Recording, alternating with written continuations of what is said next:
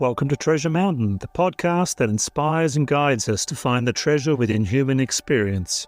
I'm your host, Saul Hanna. In Western culture over the past century, the growth of interest in psychology and Buddhism have occurred together and have often intersected, yet they come from quite different views of the world and the nature of the mind. What is the relationship between Buddhism and psychotherapy in the modern world? Where do these two intersect? And where do they diverge? And how can we understand the nature of mind from both points of view? On this episode of Treasure Mountain Podcast, we are privileged to have as our guest Ayya Jitindriyā, who is currently resident at Viveka Hermitage in southern New South Wales. Ayya Jitindriyā first trained as a monastic in the Theravada Forest Tradition lineage of Ajahn Chah and Ajahn Sumedho for over 16 years, from 1988 to 2004. After leaving the monastic order, she gained a master's degree in Buddhist Psychotherapy Practice with the Karuna Institute in the UK and continued to teach meditation and retreats on invitation. Returning to live in Australia in 2008, she practiced as a Buddhist psychotherapist and taught meditation, Buddhism and psychotherapy in various capacities. She was the Director of Training for the Australian Association of Buddhist Counsellors and Psychotherapists for several years. In early 2018, Jitindriyā re-entered the monastic life at Santi Forest Monastery in the Southern Highlands of New South Wales and held the role of guiding teacher and spiritual director there for a time. In 2021, she helped set up Viveka Hermitage in southern New South Wales, where she now resides. I'm so glad that you've joined us on this exploration of Buddhism and psychotherapy as we seek for the treasure within.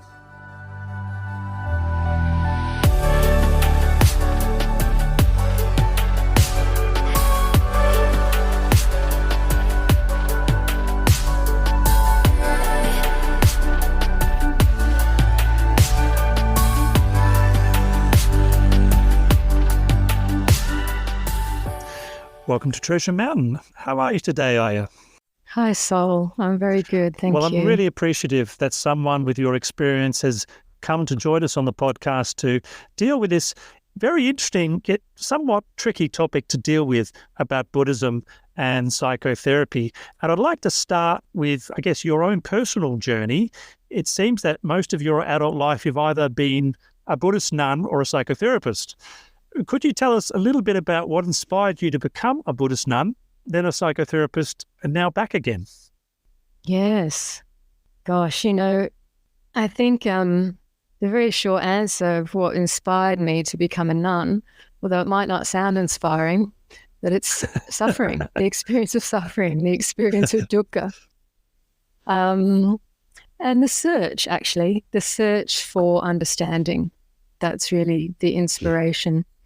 So, yes, I was quite young when I first ordained in England. I was 25 years old, and I had travelled overseas when I was just before I turned 23, and through Southeast Asia and Europe, went out on a one-way ticket with a friend and worked for a bit in England. And that was where I first encountered the monasteries in England. So, I was about just before turning 24 was my first retreat at Amaravati Buddhist Monastery. Now, that would have been 1987, the first part of 1987. So, Amaravati was a fairly new and developing monastery of an international community. So, my own search, I think, and recognition of the kind of troublesomeness of the interior emotional world, as well as the what shall we say, the strangeness of encountering the external world of conflict as a young person, it really whipped up in me a kind of inquiry and desire to understand. Because I was brought up in a very normal kind of, working middle class situation, but, our parents worked hard to afford us our generation, the children, a good education and the opportunity really to do anything we want when we finished our studies. And I found myself upon this question, well, what do I really want? What do I really want to do?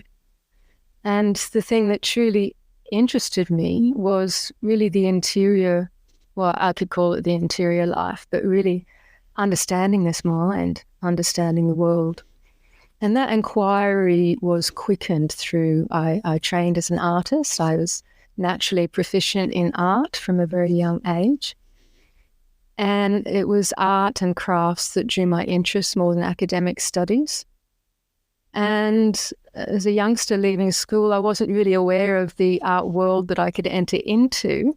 But as soon as I did become aware that I could go to art school, that was my direction. And this practice of art really became a vehicle for my inquiry into, let's call it the interior world, but really the psychology, our psyche, our being, and the inquiry into, what's motivating me, and where is this experience of suffering coming from, both internally and externally.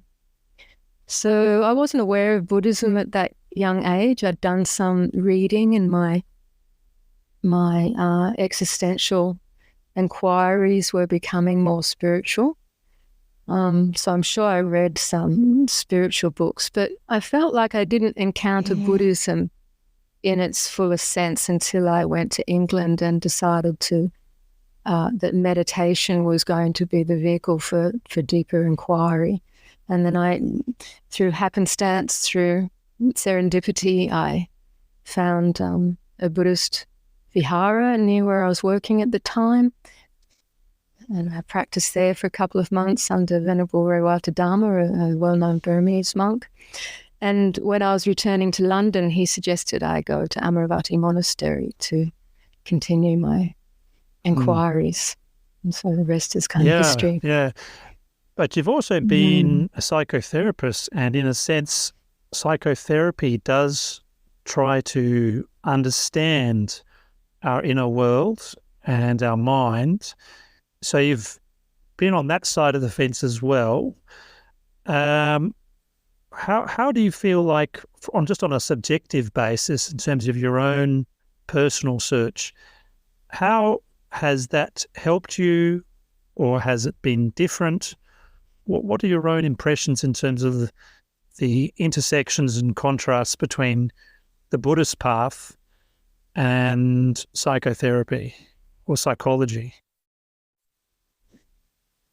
Well, I mean, for me, it's been a seamless process, really, because the psychotherapy that I studied after leaving the monastic life over 16 years as a nun, based at Amaravati, it was a seamless process because it was a Buddhist psychotherapy training, and we, as monastics in England, we already had a relationship with the founders of this Buddhist Psychotherapy Institute, Mora and Franklin Sills, and they were really supportive. They were Buddhists themselves and had developed a Buddhist-based psychotherapeutic model.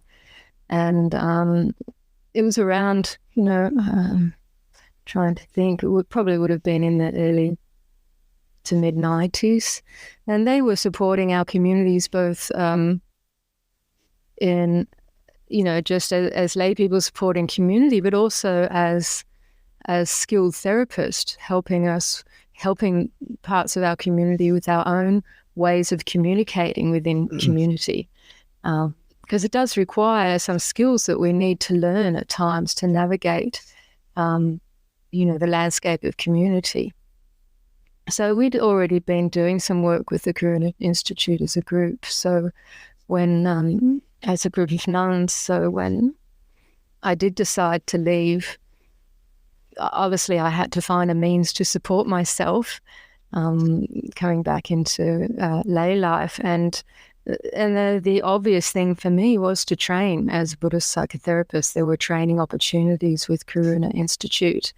And that was just felt like a continuation of my learning, or the Buddha Dharma, or the understanding through my own practice as a nun was just channeled into the practice of Buddhist-based psychotherapy. It was so seamless because their model had been built on Buddhist principles, really grounded in the Buddhist psychology to a large degree. But their model was integrating really the evolution of Western psychotherapeutic understanding with developmental models and ontological, philosophical ways of seeing with a Buddhist philosophical and psychological view. Mm. Yeah, so, what I encountered in my life as a nun is obviously when there's people may think that life as a Buddhist monastic must be so serene and simple.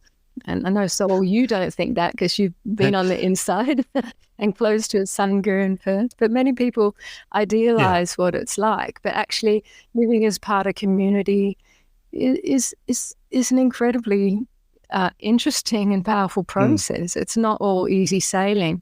And with a Sangha that was essentially based in a Thai tradition and had all the cultural trappings not only of Thailand but ancient India, and so you've got all these a whole range of Westerners and Asians, Europeans, coming from a very idealistic point of view but trying to live this life of a Buddhist monastic. And so just in the context, there's stuff to navigate, making community work, but also in the interior life as we develop our practice, we start to see so much about how suffering is generated and hopefully, potentially, how suffering is allayed. But what I encountered was, a full-on head collision with the interior world of emotional turbulence in many cases. And grappling with that and trying to understand that through the Buddhist perspective is how our practice unfolds. And there were certainly lots of insights and understandings, but I also felt a lack of really understanding a deeper psychological, the developmental aspect of the person, of the being. How does this particular personality ways of being develop? Why are there these, problems with particular forms like strong anger or emotional outbursts or grief or depression or particular obsession or addictions? They all have their particularities, and they're kind of based in a developmental history of the personality. And the Buddhism doesn't go into the details of that so much, and that's where the psychotherapeutic side I'd like does. to pick up on that point because that's an interesting one. You spoke about, for instance, any of us who've been in a monastery for any length of time, that you're going to come up against, anger, greed, all of these things that come up in the mind, which are part of the psyche. And it can be incredibly challenging because in a monastic form, there's really nowhere for them to go. I mean, not. Yes, you're in quite a boundary. And then I guess, I don't know, would you say that perhaps, the Buddhist approach can perhaps be, I don't know whether the idealistic is the right word or whether perhaps, to a certain extent, you don't necessarily get that detailed advice on what to do with that particular thing that just came up in your mind. Do you think that psychotherapy or psychology helps in that regard, or do they help in different ways? What are your thoughts on that? It depends. There are so many different approaches or different models of psychotherapy, and of course, I'm trained in the Buddhist one, so it easily works both ways. But it's not so much that the Buddhist teachings or the Buddhist model is idealistic, but we as practitioners, we come with a lot of idealism. Yes, You know, we pick up the theory and we understand the theory, and then we, to a certain degree, and then, you know, we've idealized it or reified it to a certain extent. But when things don't go the way we think they should, and we come up against obstructions and confusions and difficulties, but we don't really understand what's going on, this is where obviously mindfulness is the basis both of the Buddhist psychotherapeutic practice and Buddhist meditation practice, and the development of wisdom through seeing clearly what's going on. So the psychotherapeutic approach, in my understanding, is just works from a bit more of a relational perspective, whereas you can observe what's going on in your body-mind experience and to detect say the process of trauma or whatever's arising there, which is causing suffering. And you can learn to bring certain skills to that to allow it to relax. So it's the same in the Buddhist approach, but sometimes when we haven't developed those skills yet, those very emotions can be so obscuring that you don't know, and you don't know what to do, you know? And sometimes within a monastic life, we can, even though you live in community, you can feel quite isolated because there is a lot of upholding of a form in monasticism. And even though we develop spiritual friendship, sometimes it's not the kind of relational field that one always feels completely secure in, if you know what I mean. Whereas the notion in psychotherapy of, at least in the Buddhist psychotherapy that I did, is that wounding, our experience of suffering, actually first occurs in the relational field, and therefore it needs to heal within a skillful relational field. So this is really looking at the territory of developmental territory of the being, prenatal, perinatal, and we can also put the Buddhist larger overview on it and think of past lives if we want to take it back that way, because some unresolved stuff bleeds through. You know, it's not necessarily just what happens to a being in this life that conditions their body-mind system, but stuff can bleed through from previous lives. Although that is a very Buddhist idea rather than a more mainstream psychotherapy idea. You know, Exactly, yeah. Well, really the mainstream psychotherapy is just looking at this life in terms of developmental. Okay, so that's one point of distinction. Yeah. I want to One point of difference. That's one. I want to zoom out for a moment and just note that, you know, in the modern Western world, the growth of psychotherapy has been influenced by the growing interest in Buddhism and vice versa. Could you tell us how you think Buddhism and psychotherapy, and I guess here I'm talking a bit more like mainstream psychotherapy, how do you think they've intersected? Well, there's been a great deal of intersection, I would say, over the last 40 years, particularly. It's not that it wasn't there before, but as Buddhism itself has become increasingly absorbed into our culture and the West, you know, let's say the first generation of Westerners who went to the East to practice spirituality and to practice Buddhism, that would have been in the 40s, 50s, 60s, but predominantly 50s and 60s. And many of those practitioners came back and established places. Ajahn Sumedho and the senior monks that came back with him, Joseph Goldstein, Jack Cornfield, Sharon Salzberg, these pioneers who did their own practices and development starting in Asia, brought back Buddhist teachings, and there have been some of the main influences over the last few decades.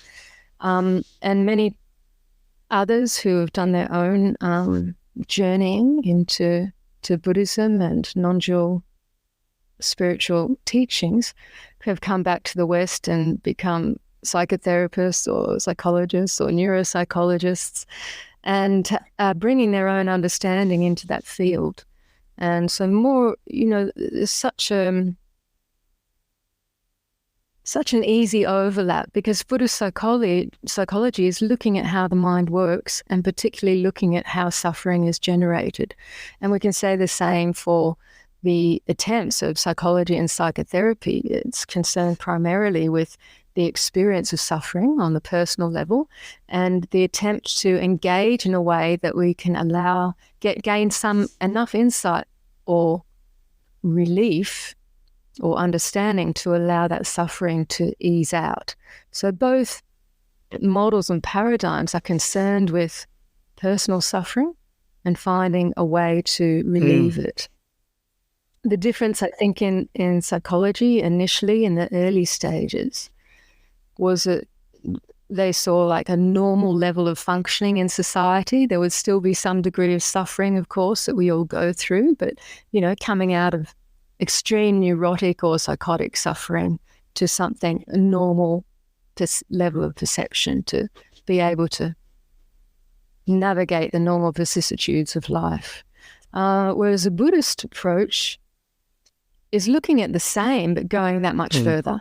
It's saying actually you can come to the complete cessation of suffering through deep insight and penetration to the very nature of reality itself, of consciousness itself. So this is really profound, because it's like, yes, we can go that far as psychology says we can go, finding a balanced way of living, coming out of the extremes of mental disease.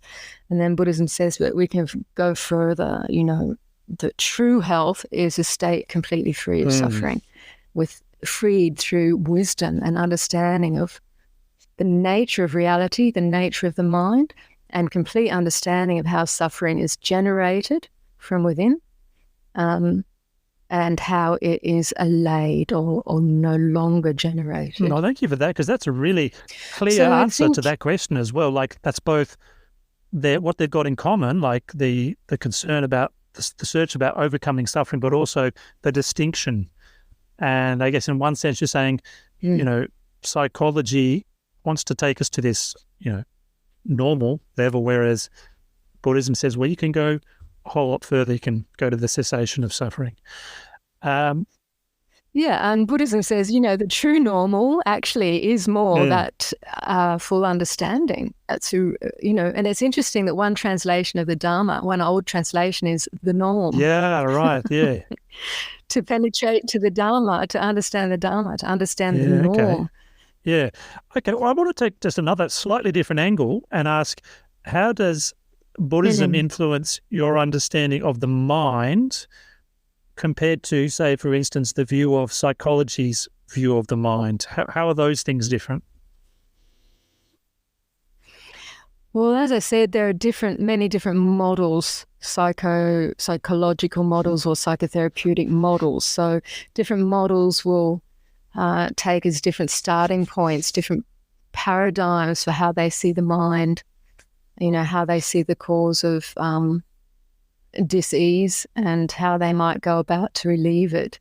And since I was trained in a Buddhist model of psychotherapy, we take the very same frameworks of the Buddhist approach, which is seeing that the basis of the expression of dis-ease is the expression of the various kilesa based in greed, hatred, delusion, the cause of which is ignorance, the not understanding the true nature of mind, not understanding these Four Noble Truths, which is very essential, not understanding suffering as it arises, as it truly is, not understanding its cause as it truly is, not understanding its cessation or how it's allayed as it truly is, and not understanding the way to bring that about to a point where that path is said to be complete and one has full understanding and full freedom from suffering.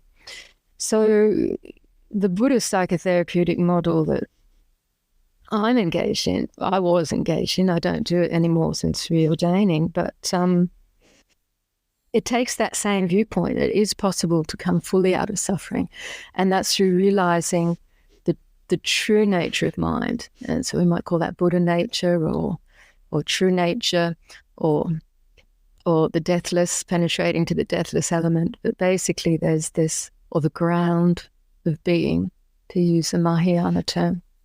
And to learn to trust that and rest in that, and developing the power or the qualities of mindfulness, of presence, accessing the inherent qualities of compassion, of wisdom, particularly the four Brahmaviharas, which we talk about as inherent qualities of that Buddha nature.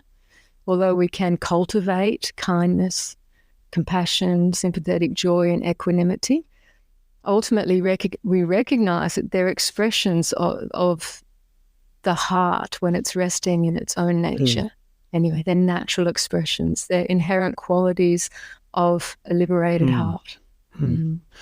Okay, so let's get a little bit practical now. Is there any, maybe some examples of Buddhist teachings that you think can be beneficially integrated into psychotherapy?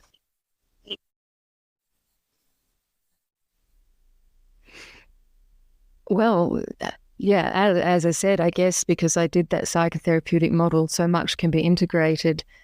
Buddhist psychotherapeutic model, they've fully integrated those four Brahmaviharas. So I am practicing this what's called core process psychotherapy, or mindfulness-based psychotherapy in the core process style. It rests in the recognition that awareness itself is curative, and that healing happens in this, what we call emptiness, or recognizing true nature of emptiness, or the insubstantiality of impermanent phenomena. And that from that place of emptiness, or source is another word that they put onto it, that these qualities of kindness, compassion, equanimity, serenity, we can learn how to rest in those, to trust in that as a response, an intuitive response in the world, in our life. So, that's a direct reliance on Buddhist, not just concepts, but models and Buddhist view of reality. And coming into that place, really using mindfulness and awareness as your main tool, as your main resource. And this is where other kinds of psychotherapy in the last few decades have really picked up on what Buddhism offers in terms of mindfulness. You've got many different mindfulness-based therapies, mindfulness-based cognitive therapy, and others that use mindfulness-based stuff and body-based work, incorporating mindfulness, presence, the power of awareness. And observation is another thing. Through the power of mindfulness, we can start to observe the mind in terms of these impermanent formations. So in Buddhism, we talk about the aggregates, the personality factors, and our practice is really to see that these are impermanent phenomena, fluctuations within the mind stream. The main problem is that we habitually identify with them, which gives rise to suffering. We don't see that they're truly impermanent, they're conditioned, and being impermanent and conditioned, if we grasp at them, it's inherently dukkha.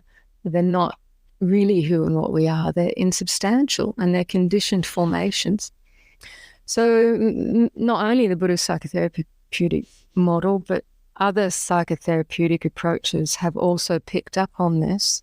We may look to Gestalt or other psychotherapies that have been influenced in this way to really use that quality of mindfulness, awareness, and presence to recognize that these various formations that arise, mental, physical, emotional,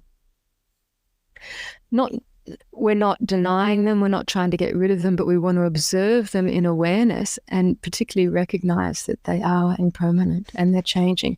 So it's what they call process, that self is a process, it's not a static thing. And when a person really sees this for themselves, that their self-images and their ideas of who and what they are and how they should be or how they have been are just conditioned mental phenomena, and that they don't have to attach to them, that this is really a breakthrough in their practice and similarly in psychotherapeutic ways. So it doesn't mean, these self-formations don't arise, these aggregates don't arise, but it changes your view. You don't feel so caught by them or caught in them. I just want to ask it does make sense. It makes very much sense. I do want to ask a kind of a prickly question. I don't know if you want to answer it. I know you can't name names, but this morning I was listening to I was listening to a podcast, and there was a man who was talking about, he had a pretty normal life, and he got married, he had kids, but all throughout his adult life he was experiencing depression, and he went to a psychotherapist. This was not a Buddhist psychotherapist. I don't think he did any mindfulness, and he was taking drugs, and he still reached a point where he wanted to commit suicide. In your experience, taking drugs as part of the psychotherapy? Yes, as in prescribed antidepressants. Yes, medications. Yes. My question is, in your experience with psychotherapy, do you think that mindfulness is like this? Is a thing that can be quite can it make that much of a difference? I guess I'm trying to draw a contrast to psychotherapy without mindfulness to psychotherapy with mindfulness. Do you really feel like it can be like that decisive factor that really changes things? Or is there just some cases where people, maybe they've got things coming from previous lives, and they're just their mental suffering is so great and there's not a lot that can turn it around? What's your impression of that based on your experience? Look, there's so many variable factors. What's important, I think, for a successful therapy, and they're not all going to be successful anyway, even with a perfect therapist, if there even is such one. But the therapists themselves have to be grounded in an awareness-based or mindfulness-based capacity. If they themselves aren't present or don't understand the mind, and are working from some just theoretical model, it's not necessarily, it may be of some help to the client, but not necessarily. And that's, one thing in the Buddhist psychotherapy model, in the core process psychotherapy that I did, a lot is focused on the therapist. The therapist has to do a lot for him or herself, for themselves. They have to really have an ability to ground themselves in present moment awareness, be fully aware of what's going on in their own mind, as well as be completely available and open to the client and receive what's happening for the client in a very open, non-judgmental, compassionate way, and hold all of that in the space in a way that what we refer to as establishing a holding field, a skillful holding field, where the client feels safe, where you're aware of what's going on, but you're allowing those qualities of kindness, compassion, sympathetic, joy, equanimity to emerge as needed. And also you're directing, subtly just helping the client to inquire into what's going on for them. So in the model that I was trained in, the gentle question of what's happening now and how is that for you? So it's a real encouragement for them to inquire into what's arising without this idea that we're going to fix it or solve it or get to the bottom of it. It's an inquiry. So it's a mutual inquiry is what our kind of process was. Now, I think a lot of psychological approaches these days, if it's just theoretical, it's about fixing a problem or talking about a problem in more of a counselling way and try this and do that, and more behavioural techniques that can be helpful for people. Now, the other variable is, what is this client looking for? And what is their personality type? So some people really respond to, say, cognitive behavioral therapy, which is very much about, looking into the conditioned habits of thought and literally changing thoughts, putting in, changing your thoughts really deliberately. For some people that works really well. For some people, they're just not into it. They really want more of an emotional support. They want a support to explore their emotional reactions to the world. So for the client to find a therapist that works for them is what's important. It's not any client fits every therapist or every therapist fits all clients. It has to find, really it's about that person is needing a particular kind of help, and in a way they're looking for something they may not be aware of what, until they meet someone they feel a sense of trust and an ability to open up, and that relationship then can become a safe place for them to explore what's going on. And so you may do a lot of talking about what's going on in the present, but that may also include going back into the past, like what's happened in your early family of origin and how it relates to the present. Yeah, so when clients are seeking therapy, they, in any models, they're usually encouraged to look around a bit and meet with a therapist here and there and get a sense of, do I feel comfortable with this person, with this approach? Because that's a big part of opening up and exploring what's going on. So yeah, one shoe doesn't fit all by any means. Does that answer your question? I'm not sure if I got to I do think it answers the question. I've got a kind of a supplementary question. I'm not sure whether you can answer this from your own experience as a Buddhist nun, because it also seems to me that perhaps, even though they've both got this concern with alleviating and ending suffering, they've got a slightly different domain. And I know that it's not uncommon for people who do have mental health problems to go to a Buddhist teacher, to not necessarily to go to, the senior monk, the senior nun.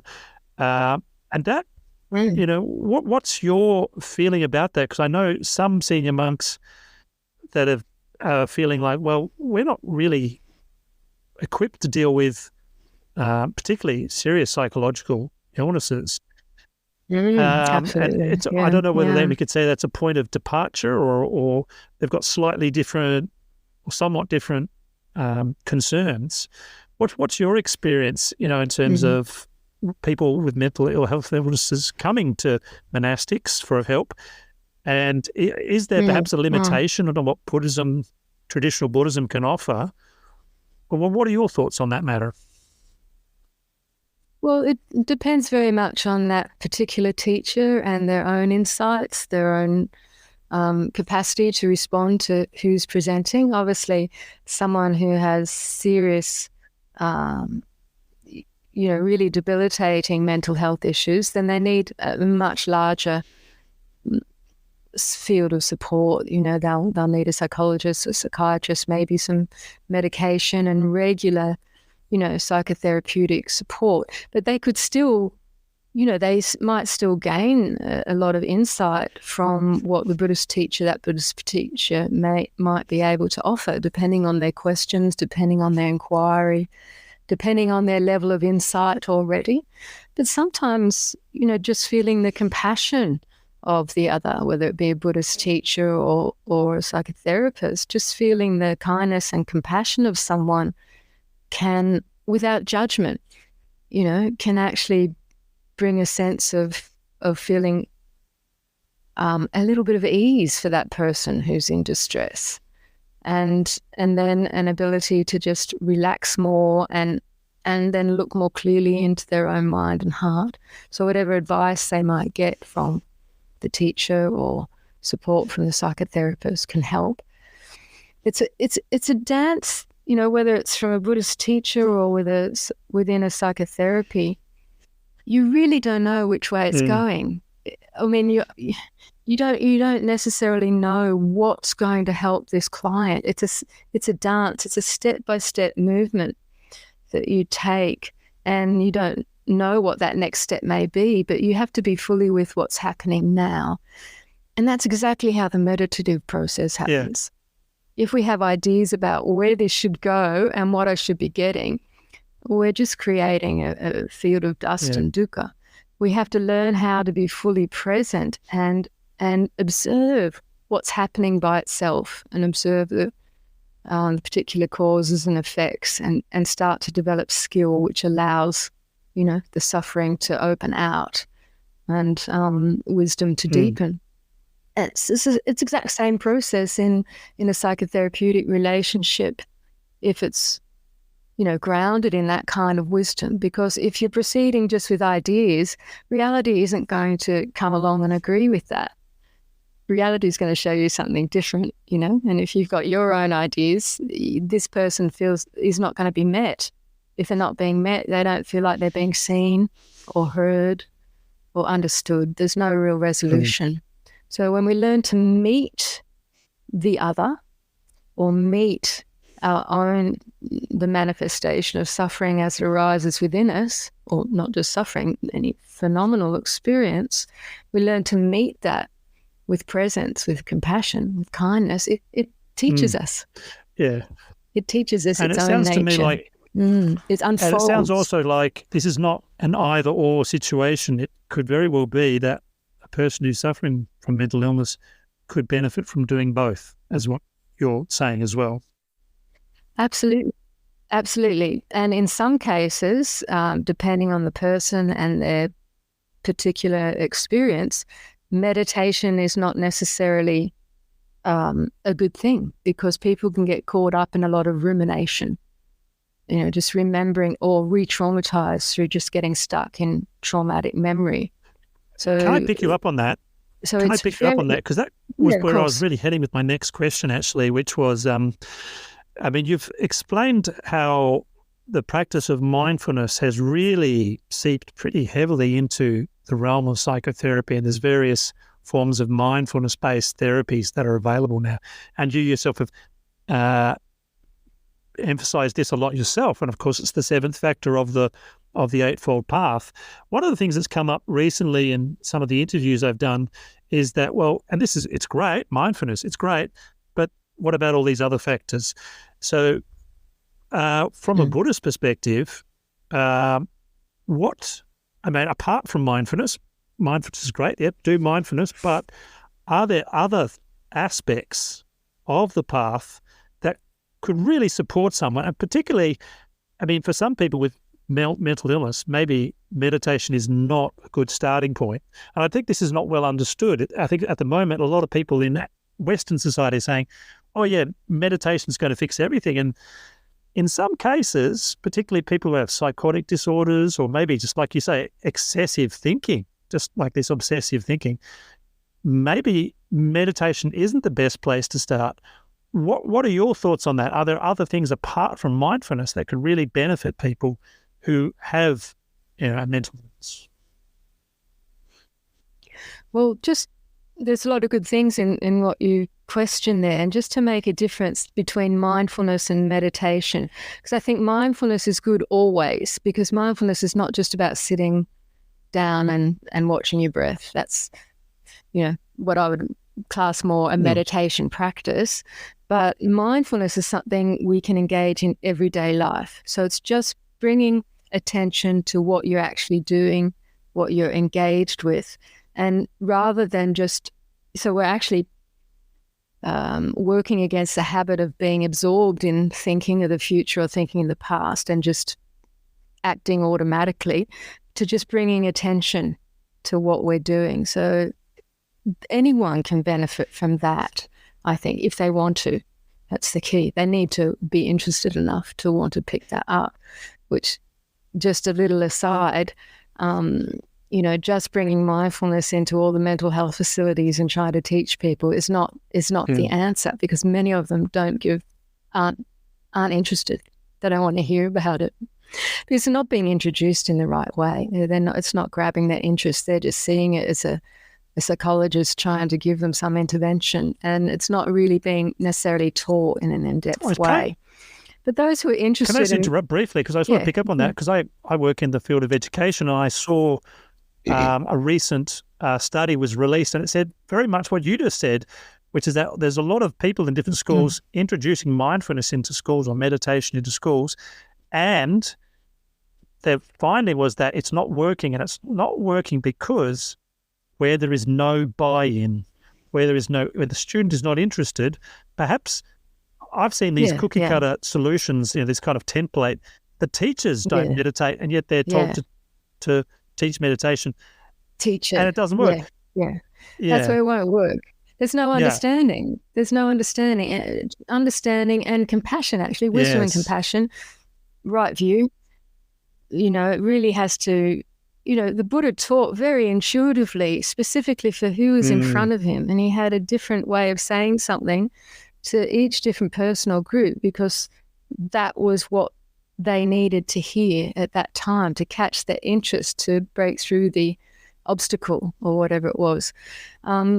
So even though we have these paradigms that sound a bit cookie cutter, like the Eightfold Path and Four Foundations of Mindfulness, actually to teach them takes real understanding and real skill. And even if you have a little bit of understanding, personal understanding, if you've practiced it yourself, then you'll be able to convey it better. The more wisdom you have, I think, or compassion, the more you'll be able to show someone how to access that. But even the Buddha wasn't able to make people interested where they weren't interested. He couldn't enlighten the whole world, and even those he couldn't enlighten all of his disciples. They were still obstructed by different levels of ignorance. So he did his best. Even he wasn't 100% successful.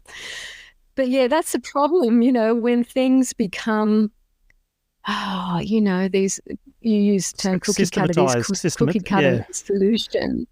Systematization. It's deadening in a way. It's very deadening. But so that's true. So getting back to what you said, so making that distinction between mindfulness and meditation, I think mindfulness is always good because it's just an encouragement to be here now. Wake up, because our suffering is predominantly coming from our habitual fixation on thinking, thoughts of the past, thoughts of the future, all about me, me, me. But the more we wake up, just be here, be present, breathe, connect with the body, you feel already a lot of that tension is beginning to ease out. But it takes a while for your whole body-mind system to get the hang of it and feel the benefit of it, because our habit patterns are so strong, and our delusion is so strong. So, I think mindfulness is always beneficial depending how it's taught and picked up. But meditation, for someone who has maybe in a particularly situation where they're obsessively thinking about something really painful, to sit down and that's all that assails them, it's not going to help them very much. So they may be better off sitting down or lying down and listening to something with some beneficial, relaxing music, because the music bypasses the conceptual mind and goes straight to the sympathetic, parasympathetic system. It calms the body if you have calming music, because there's nothing to do with thinking if you just listen. And sometimes some simple guided meditation can help. But to sit down with your own obsessive thoughts, for most of us, without an extreme mental health issue, we've all got mental health issues. We all experience dukkha. And we will sit down and meditate and be assailed by our thoughts. But we tend to have enough ability to recognize, that's what's happening, and to see it as conditioned, conditioned stuff playing out, and to make decisions that, okay, I'm going to get up and do something else, or I'm going to do something else, rather than be stuck in that place. But for people with mental health issues, they don't necessarily have that facility to make those choices and just feel assailed by and get lost in. Yeah. So no cookie cutter solutions. But back to part of the earlier part of that question, yeah, it's not just mindfulness. Mindfulness has been shorn from its other factors of the path. And this is one place where there are big distinctions between a psychotherapeutic intervention and a Buddhist practice. The Buddhist practice is founded in the practitioner's willingness to take on a training in sila, that I want to take on, refraining from harmful activity of body, speech, and mind, according, let's say, the 5 precepts is the basic foundation. And this really supports the path, as we know as Buddhist practitioners. The path of sila is really supportive. And we all get it wrong, but we learn from that. That's what we have to do, but at least we're making that choice. Whereas some people, maybe in a psychotherapeutic intervention with mindfulness, ethics might not come into the picture at all. And it's not for a therapist to so-called teach or advise a client in terms of their ethics. It's not what that particular relationship about, unless the client is really asking and inquiring into it. So it differs a lot there.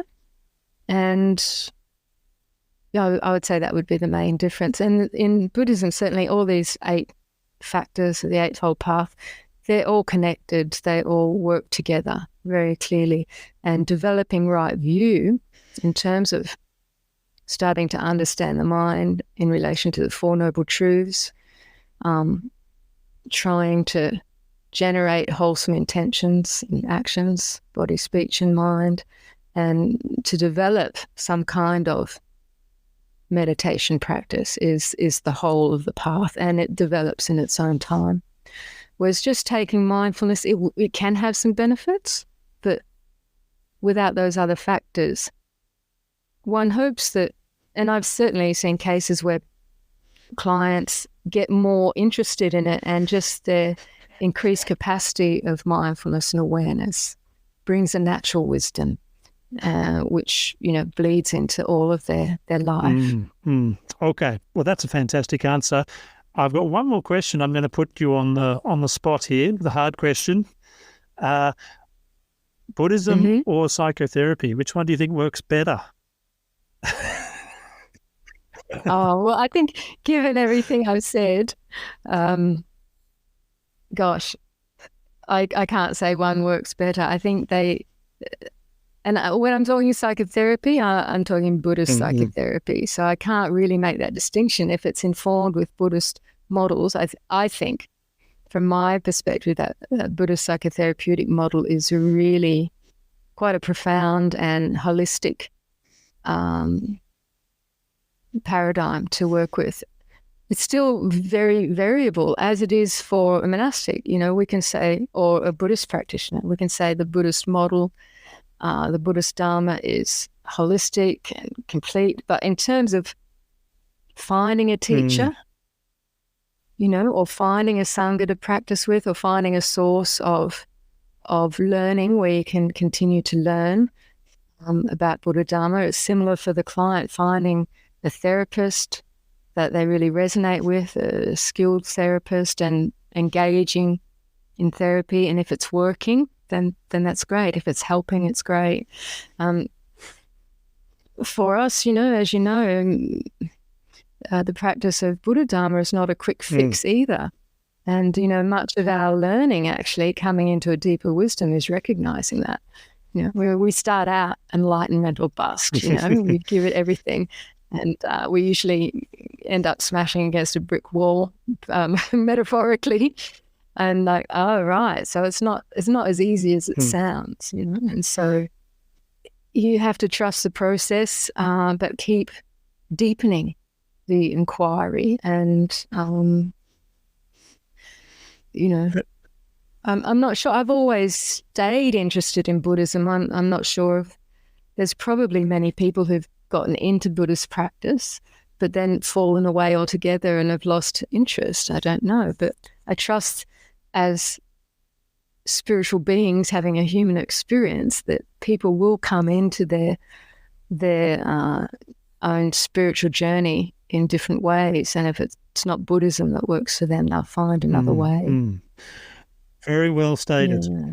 So I can't say, not an easy thing to answer. So it's not either or. It's a false dichotomy, really, because of course you can do both. You can do both as well at the same time. There's so many variables within both as well. Okay, very well stated. Yeah. Thank you very much, Ayya Jitindriya, for coming on Treasure Mountain Podcast and sharing your experience and wisdom. Thank you very kindly. Thank you to our listeners for joining us for this episode of Treasure Mountain about Buddhism and psychotherapy with Ayya Jitindriya. If you'd like to find out more about Ayya Jitindriya, you can go to vivekahermitage.com, and there's a link in the show notes below. If you enjoy this podcast, I'd appreciate if you could share this episode with your friends or other people who you think could benefit from its sage advice. Treasure Mountain Podcast is part of the Everyday Dhamma Network. You can find out more about the Treasure Mountain Podcast by going to everydaydhamma.net. There you can find out about previous episodes and guests, as well as transcriptions of our interviews. You'll find out about the other podcasts on the Everyday Dhamma Network as well. I hope you can join us again for our next episode of Treasure Mountain Podcast as we seek for the treasure within.